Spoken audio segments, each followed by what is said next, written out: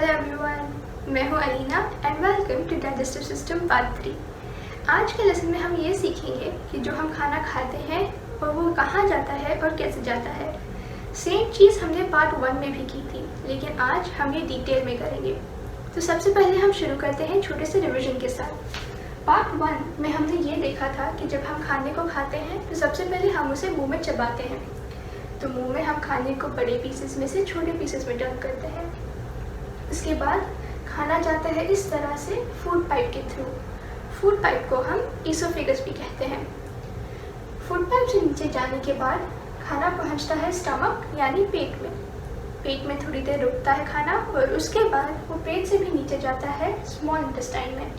तो small intestine जैसे आप देख सकते हैं यहाँ का कॉइल स्ट्रक्चर है और उसमें खाना सबसे ज़्यादा देर रहता है। स्मॉल इंटेस्टाइन के बाद खाना जाता है लार्ज इंटेस्टाइन में इस तरह से। लार्ज इंटेस्टाइन में वाटर और मिनरल्स अब्जॉर्ब होते हैं। फिर उसके बाद सारे वेस्ट मटेरियल्स और जो भी हमारे बॉडी ने अब्जॉर्ब नहीं किया था वो एनस के थ्रू हमारे बॉडी से बाहर निकलता है। तो ये सब हमने पार्ट 1 में किया था। पार्ट 2 में हमने क्या किया था? हमने बकल कैविटी के बारे में सीखा था। तो बकल कैविटी में क्या क्या है? टीथ, टंग और सलाइवा। हमारे मुंह में 4 तरह के दांत हैं। वो है इंसाइजर्स, कैनाइन्स, मोलार्स और प्रीमोलार्स। और हमारे मुंह में जो टंग है वो खाने को निगलने में या स्वॉलो करने में हेल्प करता है।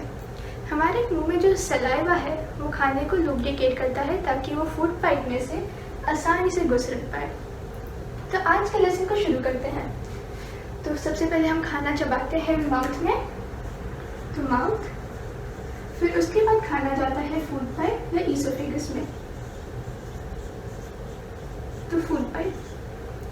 फूड पाइप के बाद खाना यहाँ पे जाता है वो है स्टमक। तो फूड पाइप के बाद खाना जाता है स्टमक में। स्टमक में 2 हिस्से हैं, वो है म्यूकस और जो दूसरी चीज़ है वो है एसिड। तो म्यूकस क्या है? जैसे अगर आपकी नाक बह रही हो तो जो पानी आपके नाक से निकलता है उसे हम म्यूकस कहते हैं। हमारे पेट में वैसे ही और एक तरह का म्यूकस होता है और जो दूसरी चीज़ है वो है एसिड। एसिड हमारे खाने में जो न्यूट्रिएंट्स हैं उसे बड़े पीसेस में से छोटे पीसेस में टर्न करता है। जैसे हमारे मुंह में जो दांत है वो खाने को बड़े पीसेस में से छोटे पीसेस में टर्न करते हैं, वैसे ही एसिड हमारे पेट में न्यूट्रिएंट्स को टर्न करते हैं छोटे पीसेस में। तो अभी आपको पता है कि एसिड क्या करता है।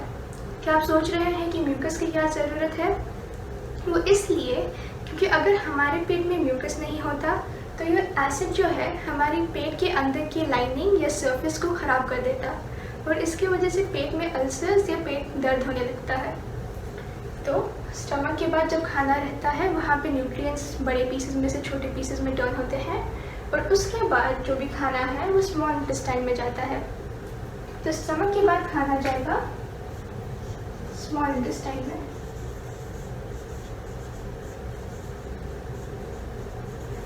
जैसे हमने देखा था स्मॉल इंटेस्टाइन बहुत लंबा है, वो तकरीबन 5 to 6 फीट लंबा है। तो ये क्यों इतना लंबा था आपको याद है? वो लंबा इसलिए था ताकि वो सारे न्यूट्रिएंट्स को अब्जॉर्ब होने के लिए टाइम दे सके। तो यहाँ पे सारा अब्जॉर्प्शन होता है।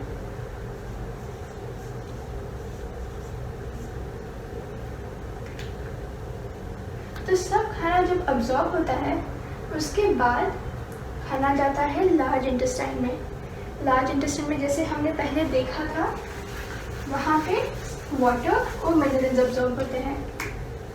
तो ये होगा large intestine. Large intestine small intestine के जैसा लंबा नहीं है, लेकिन उसे हम फिर भी लार्ज इंटेस्टाइन कहते हैं। ये तकरीबन 2 to 3 फीट लंबा है और इसमें जो अब्जॉर्ब होता है वो है water. So absorbs water and minerals.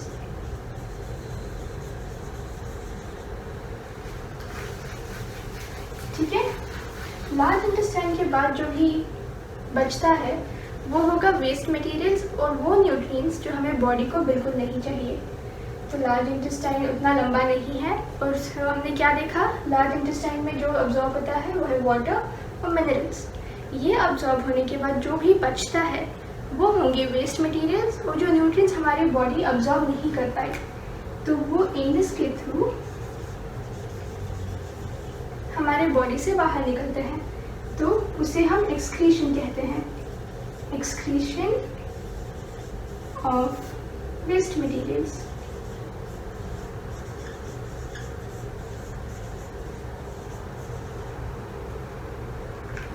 तो ये है हमारा डाइजेस्टिव सिस्टम।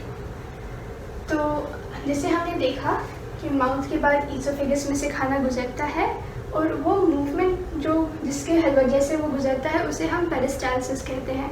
लेकिन ये मूवमेंट अब अभी नहीं, आगे बड़े होने के बाद सीखेंगे। तो फूड पाइप में से नीचे जाने के बाद खाना पहुंचता है स्टमक में। स्टमक के अंदर जो दो चीज़ें हैं वो है म्यूकस और एसिड। एसिड न्यूट्रिएंट्स को बड़े पीसेस में से छोटे पीसेस में कन्वर्ट करता है, और म्यूकस हमारे स्टमक को वो एसिड से प्रोटेक्ट करता है। यहाँ से नीचे जाने के बाद खाना जाता है स्मॉल इंटेस्टाइन में, जहाँ पे सारे न्यूट्रिएंट्स अब्जॉर्ब होते हैं, और ये बहुत लंबा है। स्मॉल इंटेस्टाइन से खाना जाता है लार्ज इंटेस्टाइन में, जहाँ पे वाटर और मिनरल्स अब्जॉर्ब होते हैं। फिर एनस के थ्रू खाना और सारे वेस्ट मटेरियल्स और जो न्यूट्रिएंट्स अब्जॉर्ब नहीं हुए वो एक्सक्रीट होते हैं। तो आप ये सोच रहे होंगे कि ये और ये अभी क्या है डायग्राम में, मैंने इसके बारे में अभी तक बात क्यों नहीं किया। तो ये जो है ऐसा ट्रायंगल सा स्ट्रक्चर, इसे हम लिवर कहते हैं, और इसके अंदर जो छोटा सा बलून दिख रहा है उसे हम गॉल ब्लैडर कहते हैं।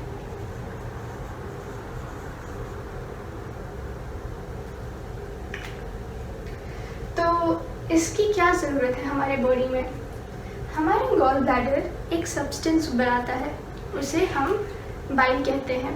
ये बाइल जो है सबसे पहले लिवर में बनता है और फिर गॉल ब्लैडर में जाके स्टोर होता है। गॉल ब्लैडर बाइल को जब तक स्टोर करता है जब तक हमें उसकी ज़रूरत पड़ती है। और ये जो आपको पत्ते के जैसा जो दिख रहा है उसे हम पैंक्रियास कहते हैं। पैंक्रियास में भी सब्सटेंसेस प्रोड्यूस होते हैं, उसे हम पैंक्रियाटिक जूसेस कहते हैं।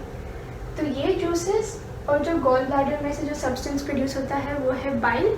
ये दोनों साथ में ऐसे नीचे जाते हुए स्मॉल इंटेस्टाइन में हमारे खाने के साथ मिलते हैं, और जो ये जूसेस हैं और ये जो सब्सटेंस है बाइल, ये भी हमारे न्यूट्रिएंट्स को एसिड की तरह ही बड़े पीसेस में से छोटे पीसेस में टर्न होने के लिए मदद करता है। तो आज का लेसन यहाँ पे ख़त्म होता है। एक छोटा सा रिकैप। सबसे पहले खाना जाता है माउथ, यहाँ पे हम खाने को चबाते हैं। फिर फूड पाइप में से खाना जाता है नीचे। फिर स्टमक में एसिड और म्यूकस है, म्यूकस स्टमक को प्रोटेक्ट करता है, और एसिड न्यूट्रिएंट्स को बड़े पीसेस में से छोटे पीसेस में टर्न करता है। स्टमक के बाद बाइल जो गॉल ब्लैडर में स्टोर है, और पैंक्रियास में से पैंक्रियाटिक जूसेस, उसके साथ साथ खाना, पैंक्रियाटिक जूसेस और बाइल स्टमक से नीचे जाते हुए स्मॉल इंटेस्टाइन में पहुंचते हैं। स्मॉल इंटेस्टाइन में पैंक्रियाटिक जूसेस और बाइल की मदद से खाने में से जो दूसरे न्यूट्रिएंट्स हैं वो भी बड़े पीसेस में से छोटे पीसेस में टर्न होते हैं। स्मॉल इंटेस्टाइन के बाद खाना जाता है लार्ज इंटेस्टाइन में, जहाँ पर मिनरल्स और वाटर जज्ब होता है, और जो भी बचता है वो है वेस्ट मटेरियल्स और वो न्यूट्रिएंट्स जो अब्जॉर्ब नहीं हो पाए, और वो निकलते हैं एनस के थ्रू। तो उम्मीद करती हूँ कि आज का लेसन आपको अच्छे से समझ में आ गया, और अगर आपके पास कोई भी डाउट्स हैं तो प्लीज़ कमेंट सेक्शन में डाल दीजिए। एंड आज के लिए हम यहाँ रुकते हैं, and thank you for learning.